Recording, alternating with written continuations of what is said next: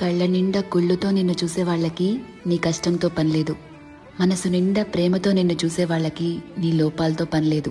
కడుపు నిండా ద్వేషంతో నిన్ను చూసే వాళ్ళకి నీ మంచితనంతో పనిలేదు. గుండె నిండా అభిమానంతో నిన్ను చూసే వాళ్ళకి నీ తప్పొప్పులతో పనిలేదు. రక్తం నిండా కోపంతో నిన్ను చూసే వాళ్ళకి నీ పశ్చాత్తాపంతో పనిలేదు. వీళ్లే కాదు, నీ చుట్టూ ఉన్న ఇంకో 100 మంది నిన్ను 100 రకాలుగా చూడొచ్చు. వాళ్ళందరూ వాళ్ల లోపల ఉన్న ఎమోషన్తోనే నిన్ను చూస్తారు. నిన్ను నిన్నుగా చూడగలిగేది ఆ పైవాడి తర్వాత నువ్వు మాత్రమే.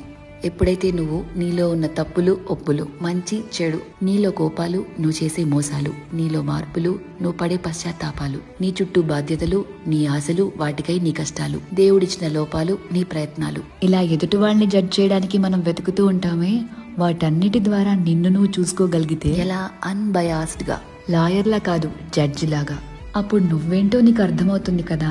అదే సెల్ఫ్ అవేర్నెస్ అంటే. సెల్ఫ్ అవేర్నెస్ నీకు చాలా ప్రశాంతతనిస్తుంది. ర్యాండమ్గా ఎవరిని ఏమీ అనలేవు, ఎందుకంటే నీకు తెలుసు ఎవరి తుఫాన్లు వాళ్లకుంటాయి లోపల అని. ఒకరిని జడ్జ్ చేయటం చాలా ఈజీ అబ్బా, కానీ నిన్ను నువ్వు జడ్జ్ చేసుకోగలిగితే personal growth, peace of mind అన్నీ దొరుకుతాయి. అందుకే నిన్ను నువ్వు తెలుసుకుంటూ ఉండు, బాగుంటుంది.